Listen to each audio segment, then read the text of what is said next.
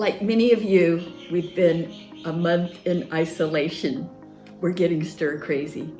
This is Dr. Dean Foster. I'm Jeannie, and he, being an orthopedic surgeon, has researched a lot to get the doors open. So here are his key points to opening up business again in the coronavirus era. And what we want is to have a safe staff, a safe and protected facility, and a safe clientele, congregation. And I might add that all this is contingent upon you keeping your home safe, because you need a safe place to go home to. So some of these things can be translated into taking care of your home as well. So these are what you've researched as best practice procedure, and you can customize them to fit your needs. But are you ready with your 3 key points? I am so ready. Okay, I have been researching the CDC and the Health and Human Services and FEMA. These are all great places to go and look, as well as your state and local government COVID recommendations. So before I say anything, please follow our leaders, follow the authorities, obey the rules. They're there for our own protection. But the overall gist of what I'm about to share with you is that we are taking on personal responsibility as we go back to work to make sure that that curve stays flat and then COVID stops. And interestingly enough, as a surgeon, I can tell you that the kind of things that I'm going to recommend will help you in the future, maybe not as intensely done, but in the future, if you see another pandemic coming, or even the seasonal flu, that you are protecting yourself and your staff, your facility, and your guests so that you stay healthy and clean. Okay, so let's start with Number one. Okay, what would you want to know about number 1, taking care of yourself and your staff? Well, what's the one most important recommendation? Well, when you're on an airplane and it decompresses, the stewardess tells you to put a mask on yourself first, and then put a mask on your neighboring people in your chairs next to you. So thinking about how an airborne virus transmits, to be able to use a mask, even a cloth mask, stops it from being able to transmit to the people around you. Not only that, but it also keeps your surfaces clean. So wearing a mask is the single most important thing. The second is to wash your hands, and the third is social distancing. So these are, I think, in order of priority. They had the recommendations flipped around because they were trying to protect the healthcare workers and have enough masks, but then all of a sudden, everyone in the community, especially seamstresses and grandmas that wanted to protect their kids, their grandkids, they got to work on sewing machines, and I even have one that you can make out of a t-shirt so that you can protect yourself and the people you love with a mask. And we all need to be a part of being able to open up again and stay open. So it is personal responsibility for everyone. So you've got a list of questions for the team before they come to work. That's right. And this is, again, common knowledge, but it needs to be done. We need compliance on this. The era of coming in sick so that you don't burn your sick leave is over. The time now is for everyone to evaluate themselves, and if they are showing signs of COVID infection, for example, the fever is high, 103, 104, a cough is intense, But any chest fever pain, is reason to stay anything home. over 100.4 is a fever in an adult. So the idea is that you stay home and you call in.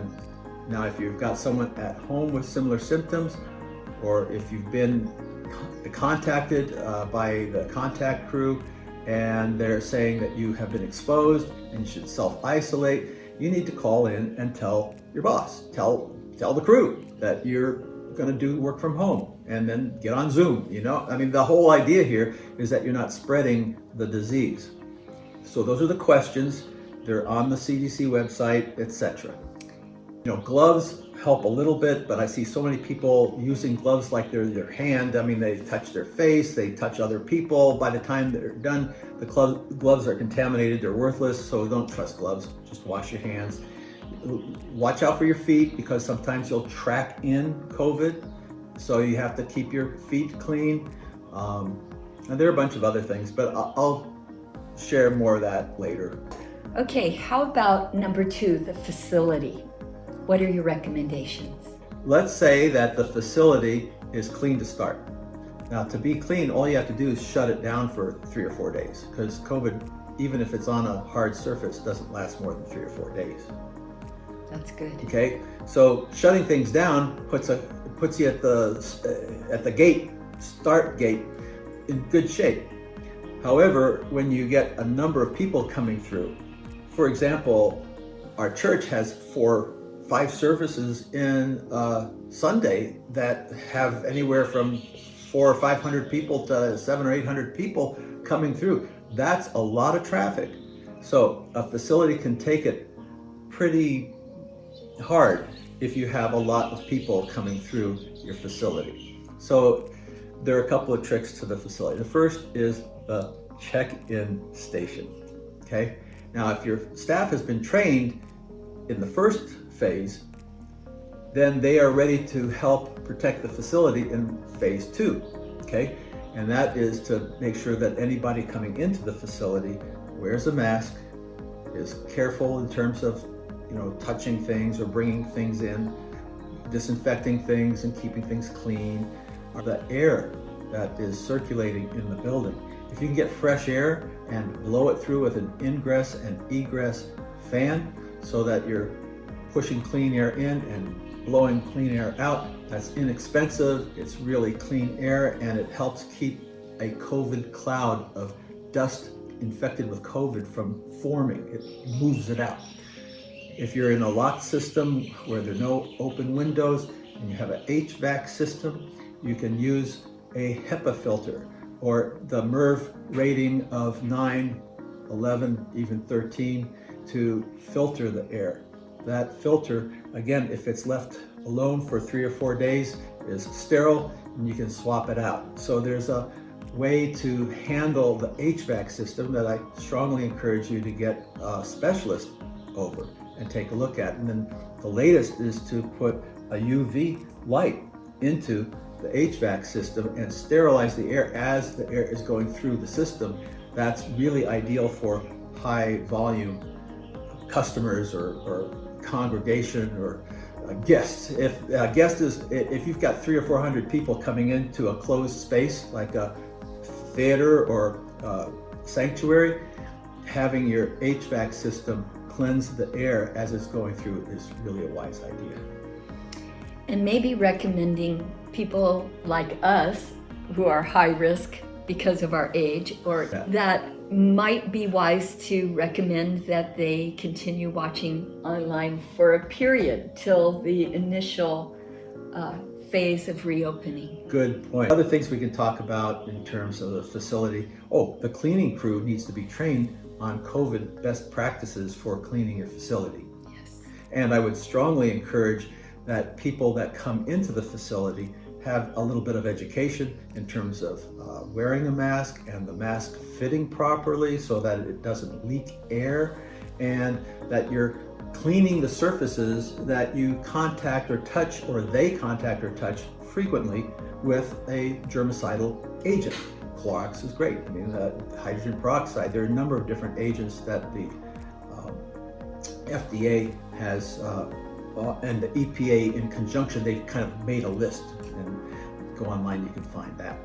Okay, so educating the cleaning crew is another thing for the facility. Now, let's go to taking care of the guests, which is really what we want to do.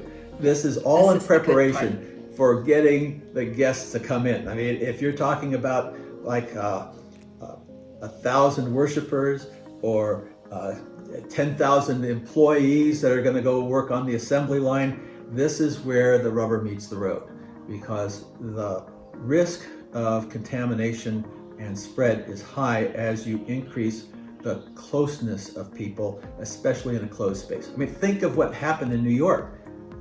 people that didn't know they had the disease got on an elevator, coughed, got out of the floor, another person came in, got exposed to the COVID cloud, and all of a sudden he's sick. So yeah, same thing on the subway. So when you take a bunch of people and you smush them into a closed space and the air isn't moving rapidly enough, that cloud forms and then all hell breaks loose. So the object of the game is to get your guests cleaned up and into the facility safely.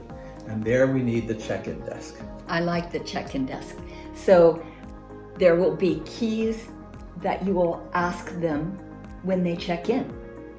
Good. And with the staff trained on doing these questions, they should be able to go out like a little army and get your guests lined up and go through them and make sure that they all understand that if they are sick, or if they have people in their home that are sick, or if they have contacted or connected with a person who is sick, that they really shouldn't go into the facility. Right. Not now. Okay. Or if they have a fever. Yep.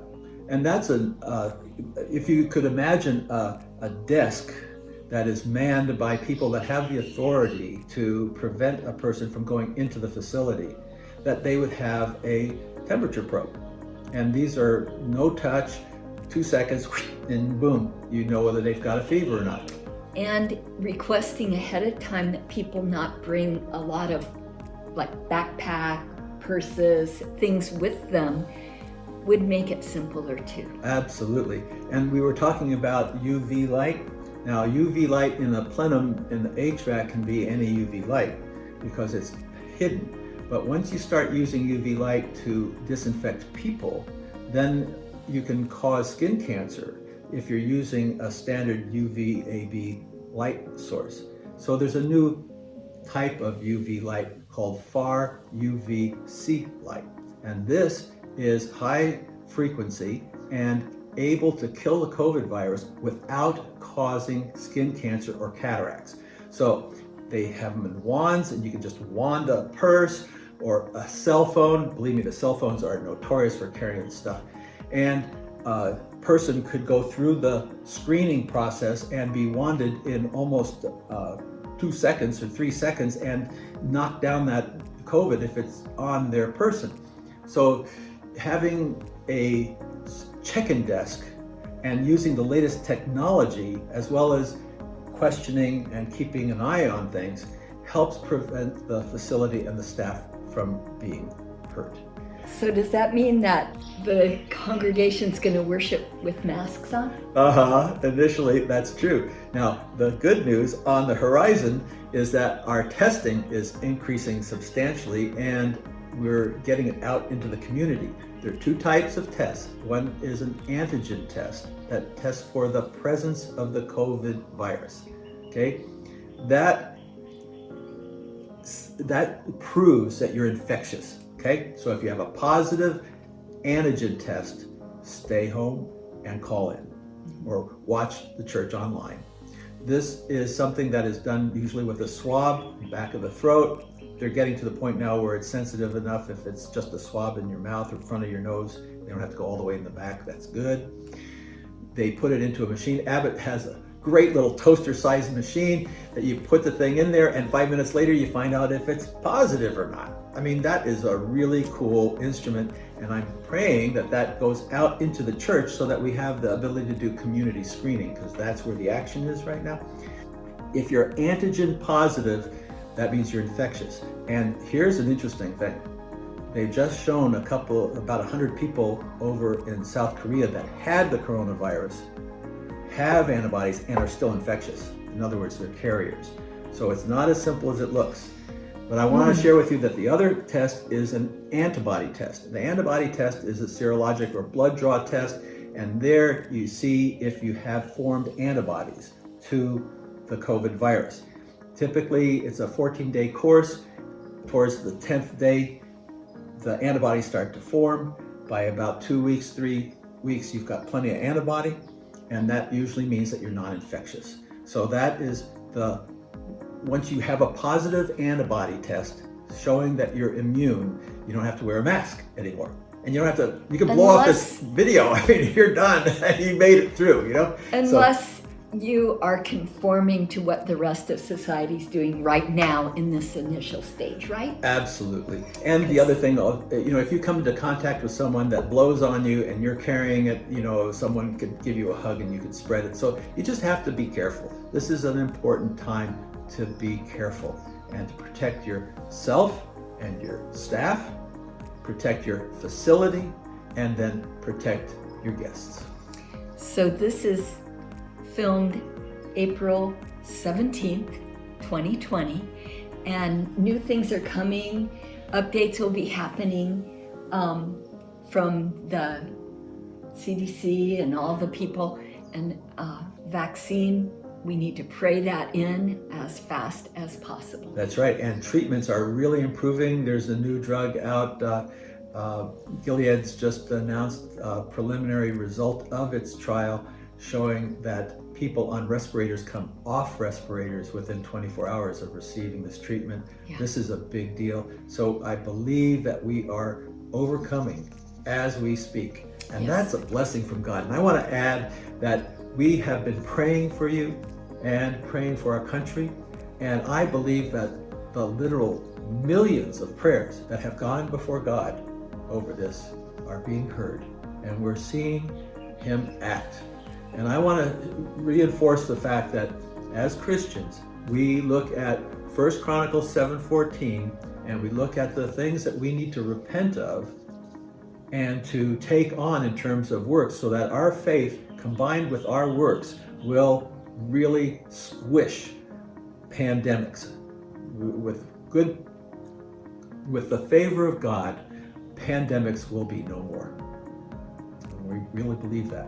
Yes. So this is our gift to you guys. Have a safe life. We love you. Yes, and Uncommon Provision on social media, Uncommon Provision app at the App Store, uncommonprovision.com. And Dean has a printed paper copy of information, and we'll be adding updates as well. Sure, just contact us by email, dfoster@uncommonprovision.com. And I want to say that Uncommon Provision isn't us. Uncommon Provision is His uncommon provision in our lives. So we're praying for His uncommon provision to reopen the church. Yes. And the community, and all of the small businesses that have been smushed will be back to health and vibrancy in short order. We love you. Thank you. Thanks. Bye. Okay, that was good, I thought.